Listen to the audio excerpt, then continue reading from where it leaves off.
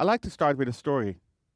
Just 3 days ago, we had our 5th anniversary edition of the reliability event at ING. And it's an event by engineers for engineers, organized by our reliability advocates. And it's a full day conference packed with practical sessions and meaningful communication. So it's really nice. It was held at our conference space at Event Hall 1. And this year it was packed. It was like we had people on both sides of the room standing, and we had 300 seats as well. So it was actually a fire hazard. One thing I remember from that day is we had a panel, and we asked our management to tell a personal story about humans in reliability, so the human factor basically. And one guy started talking about an incident we had in, I think it was 2006.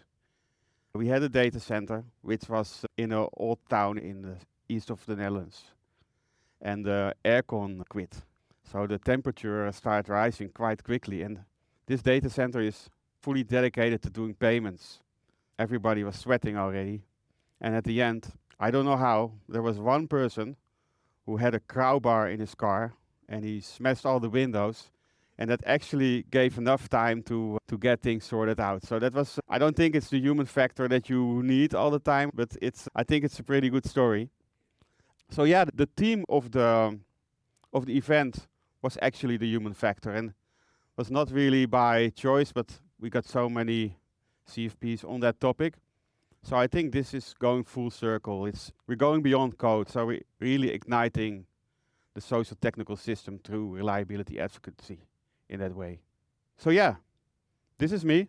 That one looks like me, but it's actually artificial intelligence. I like to say that I'm the director of the Sociotechnical mayhem, but it's not an official title. My manager doesn't like it when I say that. But sometimes it feels that way. I like to apologize as well. I'm Dutch, so I speak Dinglish. Do you know it's Dutch English? It can be confusing. Sometimes I will be looking for words and then probably will not pronounce them very well. Bear with me. I also have a real title. I'm a product manager of the Performance and Resilience Engineering platform, which is a lot of fun. I'm also a reliability advocate. And in my spare time, I like to organize stuff. I like to bring people together. This is me at DevOps Days Amsterdam. Fun story. This is actually my favorite bar where I organize the speakers event. And people who know me think this should be a normal beer, but it is actually alcohol-free. So this is why I was allowed to use it from ING. Because when you're working, you should be responsible. So that's me in a nutshell. ING. Who heard about ING? We actually even have an office here, I heard. So that's nice. Yeah, I can throw in some numbers, but I think they're pretty big. What stands for me is how many engineers we have. I started in 2005, and then IT was a bit smaller. And now you see IT, company is really driven by IT. And I think a lot of banks have this nowadays. So we almost have 20,000 engineers working in 35 countries, and we have 2,000 microservices. So I think it's maybe a little bit too much if you ask me, but so that's also saying something about the complexity. And we're running a lot of pipelines, like 300,000 a week or so. Not all going to production, of course, but some of them are. But yeah, that's ING. This is a story about 5 years reliability advocacy. So I think it's good to go back in time a bit. When we started this out, actually it was 2019 I saw instead of 2020. So it's almost 6 years. We had a poor reliability. Our main reliability number was like 99.54, which was not that good, to be honest. And also our regulators didn't like it. Our organization was scattered. ING was just as big, but nobody worked together, right? If you have 20,000 engineers and you have ING is like 35 entities or something. So you can see them as separate companies. If they don't work together, things grow out of hand, especially if you start using each other's services, then it's a real mess. So I think that was one of the issues we had. We started doing SRE a few years before, but we were not really centralized organization. We had a guild. I think the maturity at that time of observability platform was pretty good. Our Dutch SRE team, they did a pretty neat job with Prometheus and Grafana and all those nice things, but it was also not really properly scalable. I think everybody had 4 VMs needed, and it grow and it grow and it grow, and now it's different, of course, but yeah, it's very decentralized. I think that's one of the things that you have to remember. So not a lot of people were able to speak to each other. I had quite a long title. I think I should explain some concepts before I dive into what we did. Who heard about sociotechnical systems? Okay. Yeah, how I explain it is people with machines trying to work together, making the most of it. So the social aspect is people, teams, culture, communication, and also, of course, the decision making. I don't think any AI agents make decisions yet. I hope not, at least. Technically, it's software, hardware, processes, automation, monitoring, you name it. Everything you need to do your job, basically. And yeah, reliability, it emerges when you work well together, right? When there's a good interaction of humans and technology. I like the example here given. It's from an operation room, and these doctors know what they're doing, but they also have fancy equipment. It's just right for the job. You could say a socio-technical system could be like a blameless post-mortem, for example, where you really look from the human side, but also from the technical side, what happened.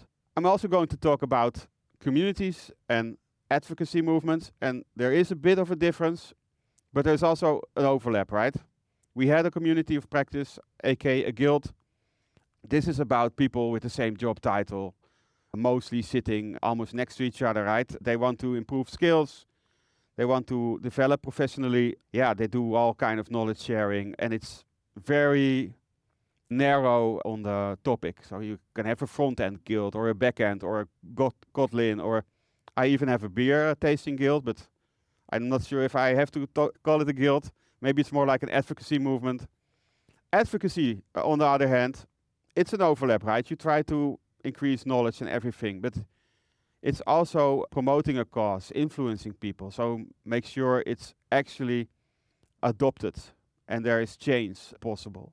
It's not only SREs, because to be honest, I'm not an SRE, right? I'm a product manager or director of Sociotechnical Systems, as you want. You can call me both.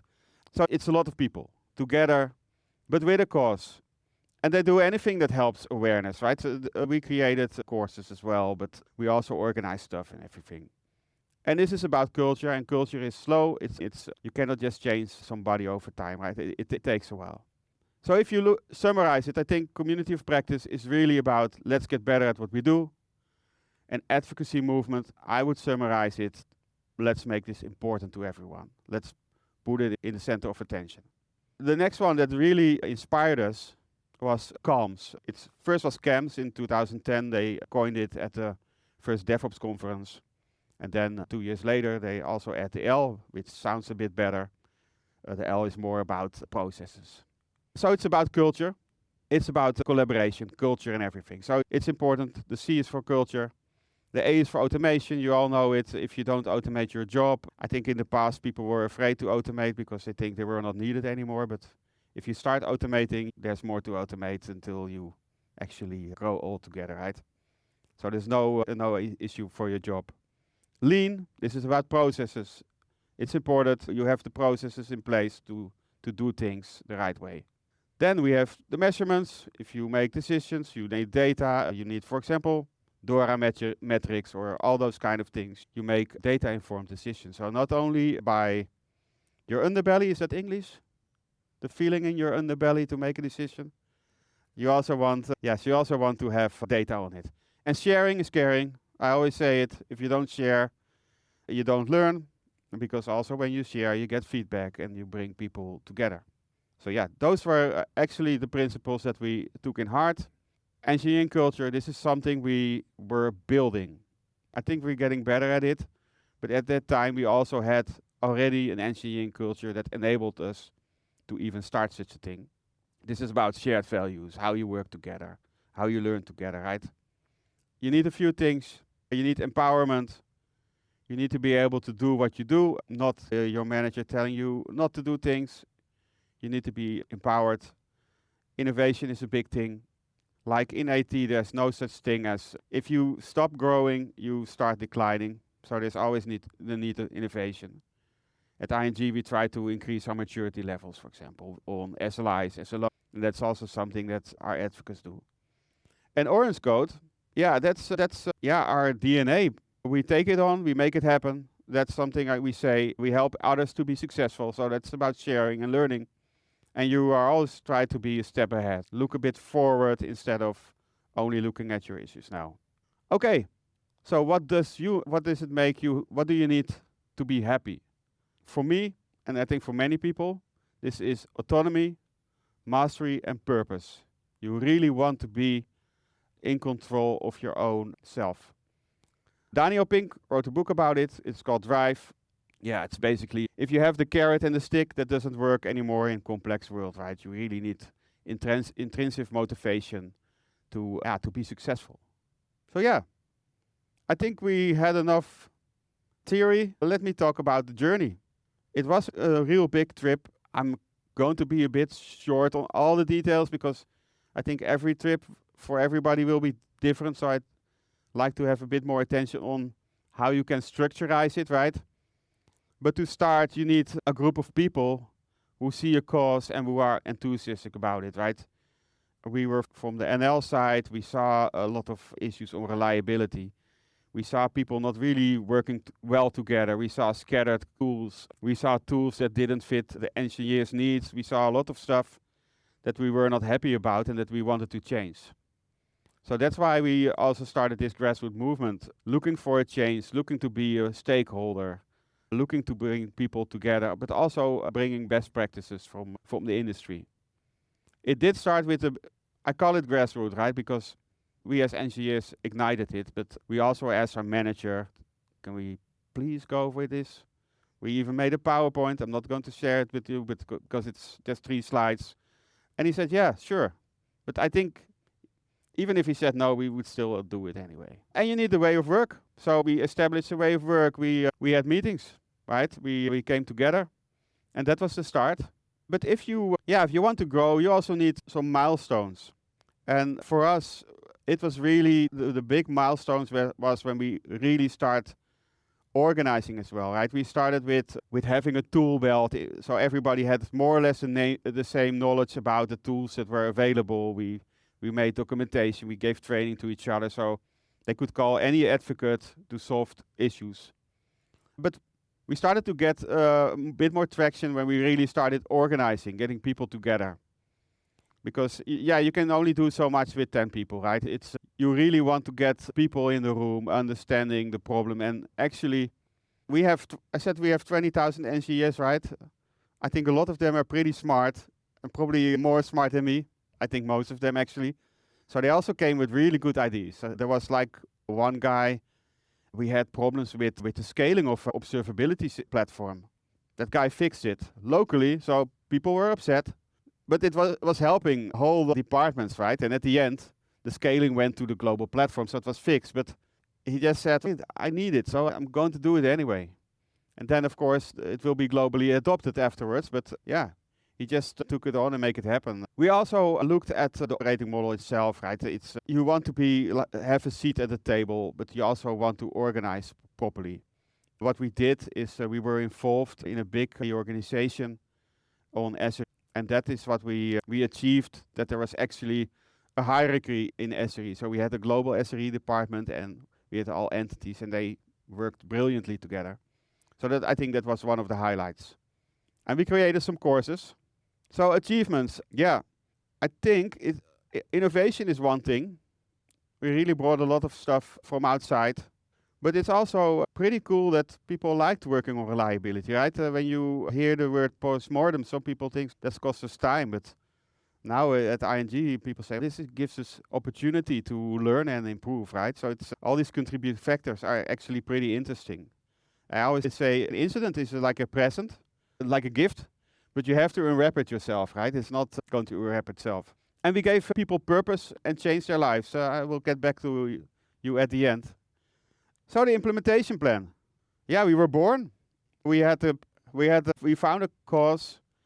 We identified a small group of advocates. We started working together. And we worked on a vision, a mission and a purpose. I think that's That's one of the things also that makes people happy when you have a purpose. I think it's very important.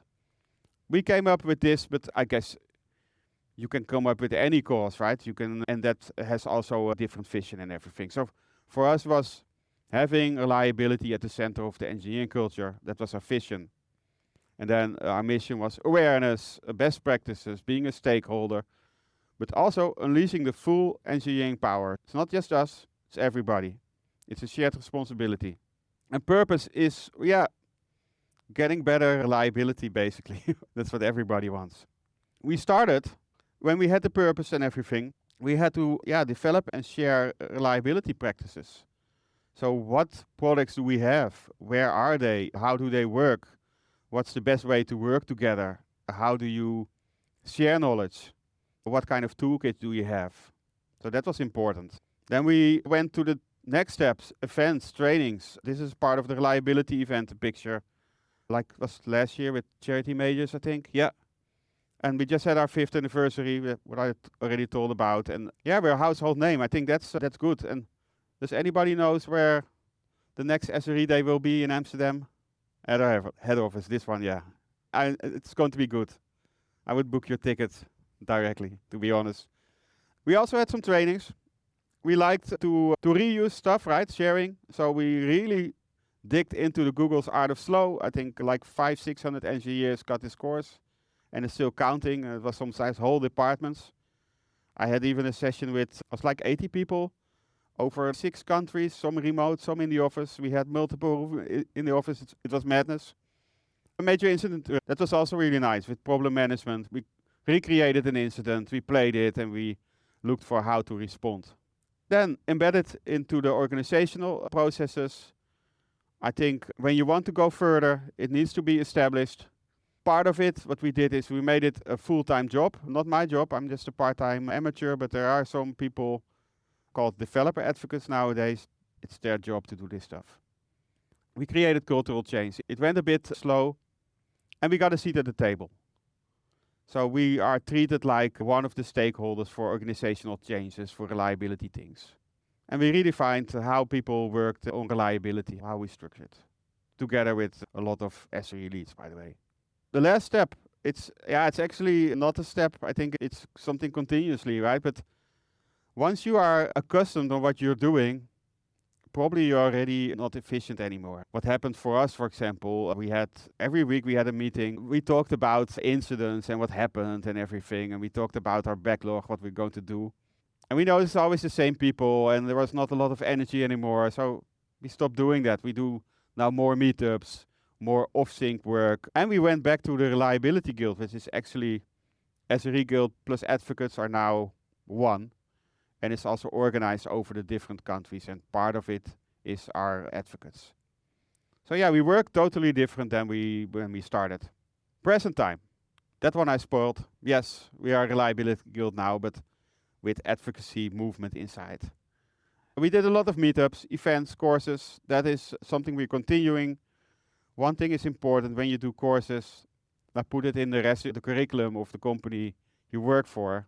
Make it really part of the standard process. Like we had an onboarding course for all new engineers with basically everything related to monitoring, observability, and incident. It was like packed in 45 minutes to an hour, but it worked. It gave people a really nice overview.